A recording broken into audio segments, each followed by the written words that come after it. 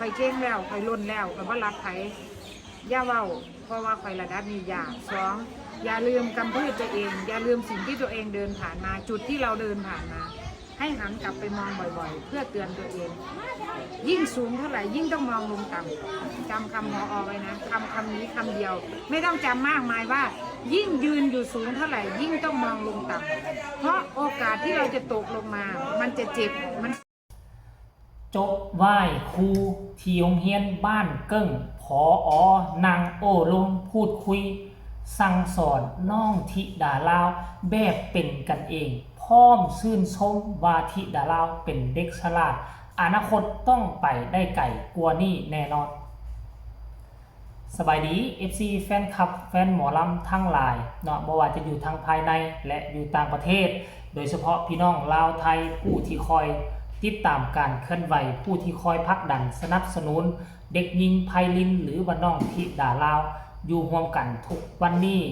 มื้อนี้เป็นมื้อที่พิเศษเป็นมื้อสันวันดีที่มีโอกาสที่น้องธิดาลาวครั้งหนึ่งในชีวิตได้ทำพิธีไหว้ครูได้ถือพานดอกไม้งามๆเนาะได้ไปก้มกราบทั้งผอหลังจากจบพิธีตัวนี้ทั้งผอเพิ่นก็ได้นั่งโอ้ลมพูดคุยหยอกใย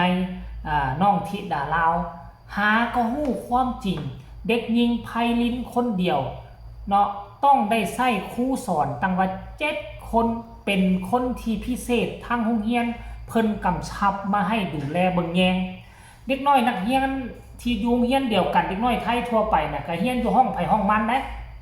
เรียนห้องไผห้องมันจะไปปนเปกันกับห้องอื่นจะไปขึ้นเรียนกับในครูคนอื่นก็บ่ได้แต่ว่าธิดาลาวต้องใส่ครู7คน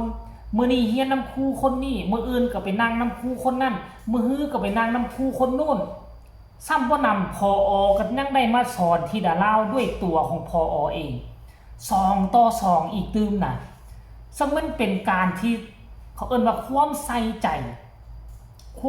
จของครูคนไทยของโรงเรียนบ้านเกิ้งที่มีต่อน้องธิดาลาวโอ้โหผอลงมาสอนเองและสอนตัวต่อตัว2 ต่อ 2อีกตื่มคือเขาอยากทุ่มพละกำลังเนาะทุ่มพละกำลังให้กับคนคนหนึ่งที่มาจากประเทศลาวความจริงแล้วระดับของน้องธิดาลาวอยู่เหนือนั่นแล้วบ่หมายความว่าน้องธิดาลาวเก่งได้ถ้าว่าเทียบสั้นเฮียนนะน้องคงจะก้าวเข้าสู่ม.1 แล้วบ่ปัจจุบันนี้อาจจะอยู่ป.4 ป.5 สิก้าวเข้าสู่ม.1 แล้วแต่บังเอิญมาอยู่ประเทศไทยต้องได้นับ1ใหม่เพราะหยังคือกับพวกเฮานี่แหละพวกเฮาตอนนั้นเนาะพวกเฮานี่จบมหาลัยแล้วไดจบมหาลัยแล้วไปเรียนต่ออยู่จีนนี่น่ะต้องได้ไปเรียนนับ1ภาษาจีนใหม่ก็ซ้ำป.1 ป.2 นั่นแล้วทุกคนเลยเขาเจ้าส่งให้ไปนั่งอยู่ห้องเรียนร่วมกับคนที่อยู่ประมาณม.1 ม.2 แหละเฮาจบมหาลัยแหละไปนั่งเรียนอยู่พวกอยู่ม.1 ม.2 นั่งเรียนนำเขาได้ประมาณเทอม2เทอมแล้วก็มาแยกห้องเรียนให้ซุมเฮาเนาะได้ครบปีนึงแล้วเฮาจึงก้าวเข้าสู่วิชาชีพมันก็เป็นแบบลักษณะแบบนั้นแหละท่านผู้ชมซึ่งผอทางโรงเรียนอยากเร่งรัดให้น้องธิดาลาวฮู้จักพยัญชนะฮู้จักสระของภาษาไทยให้ไวที่สุดไวเท่าใดยิ่งดีคันไวแล้วน้องได้น้องเขียนเป็นแล้วก็สิเอาไปเทียบสั้นเอาสิ่งที่น้องเรียนที่ประเทศลาวแล้วก็มาเทียบสั้นใส่กับประเทศไทยหันหาทานผู้ชม FC แฟนคลับเพราะฉะนั้นเขาจึงสุมพละกำลังครูทั้ง7คนสอนธิดาลาวคนเดียวเนาะรายละเอียดให้ทุกคนไปฟังจากปากผอว่าเพิ่นว่าจังได๋ฟังแล้วค่อยรู้สึกดีอกดีใจซาบซึ้งน้ำใจผอหลายๆไปฟังพร้อมกันเลยนายมาถามต้องคิวเรื่องบัดที่นี่ถ้าคนมาถามว่าเมตตาของท่านที่สิวจักว่ามาอยู่นี่กับไพลินนั่งสอนกันอยู่มื้อน้องไพลินสุขสวัสดิ์เลยน้องธิดาที่จริงต้องคิดค่าชั่วโมงสอนพิเศษเลยเพราะเรานั่งสอนตัวต่อตัวเนี่ยเอาเงินเดือน6-7 หมื่นต้องมานั่งสอนนักเรียนคนเดียวเนี่ยนักเรียนตั้งเยอะต้องสอนคนตัวต่อตัวแสดงว่าต้องจ้างค่าพิเศษครูทำยังไงใช่ไหมต้องจ้างพิเศษเลยมันน้อยนักน้อยหนาที่จะได้เรียนกับพ่อตัวต่อตัวนางคือจังคนสัมมนากันอยู่นี่2 คนก็ต้องสละเวลาเข้าร่วมประชุมนี่พอมีประชุมบ่ายแต่พ่อก็อยากไปบ้านพิเศษเด็กพิเศษไทยก็ไม่ได้ว่าเด็กพิเศษอย่างเดียวนะเด็กพิเศษนะคือเด็กเซนแม่บ้านเท่ากันเขาเอิ้นเด็กเซนแม่มันเด็กเซน สอนตัวต่อตัวเลยเดี๋ยวนี้พอมีประชุมช่วงบ่ายแต่พอจะไปเยี่ยมบ้านน้องก่อนไม่พอประชุมทางคอนเฟอเรนซ์ ต้องขอบคุณหมออนะลูกหนูต้องขอบคุณท่านผอที่ เอาสรุปแล้วจะให้ฉันพ่อคณะครูไปหรือให้พอ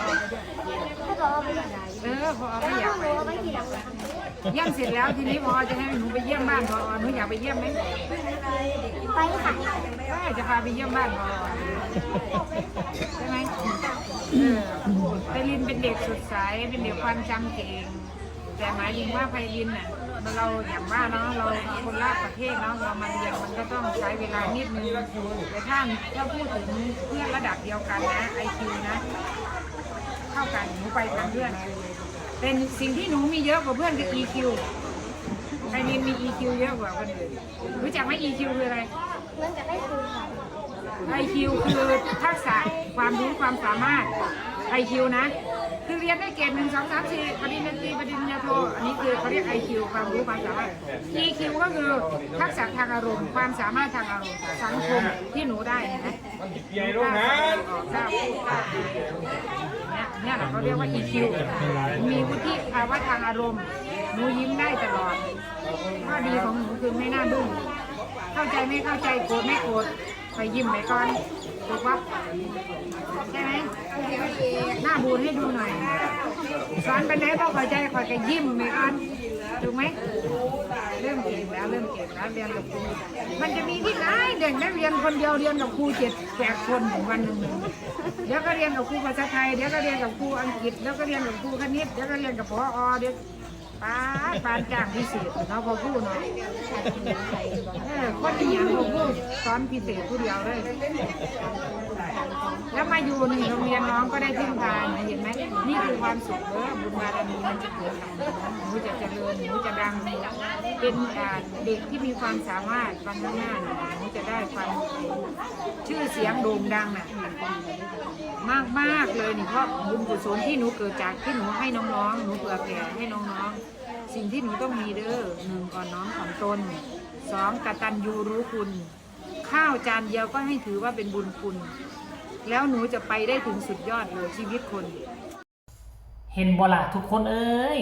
หลังจากโอ้ล้มเนาะแนะนำครูเนาะครูก็คือครูแหละครูจะซิดจะสอนครูเขาเจ้าก็ฮักนักเรียนหมดทุกคนบ่แม่นจะฮักที่ดาราผู้เดียวแต่ที่ดาราคือเป็นเด็กพิเศษคนต่างประเทศคนเดียวอยู่โรงเรียนเขาเจ้าก็เลยเอาใจใส่เป็นพิเศษแน่อยู่ต่างพื้นที่อยู่ต่างบ้านต่างเมืองแม่นอยู่ว่าวัฒนธรรมประเพณีอีสานกับลาวแยกกันบ่ออกแต่ว่าพื้นที่บ้านไผบ้านมันเนาะการที่จะมาซิดมาสอนกันเนาะมันก็ต้องเบิ่งว่าท้องถิ่นไผท้องถิ่นมันการสร้างการสอนการดูแลกันก็ต้องเอาใจใส่แน่จักหน่อยนึงสนาธิดาลาวเป็นคนที่โชคดีที่สุดค่อยกล้าเว้าคำนี้เลยหลังจากโอ้ล้มพูดคุยกันไปหน่อยนึงพอกับคณะครูจะไปไหนจะไปเยี่ยมยามถามข่าวอยู่เฮือนอยู่ซ่านพุ่นน่ะท่านผู้ชมอย่าเอาไว้คลิปหน้าเพราะเหตุใดพอจึงไปเยี่ยมยามเฮือน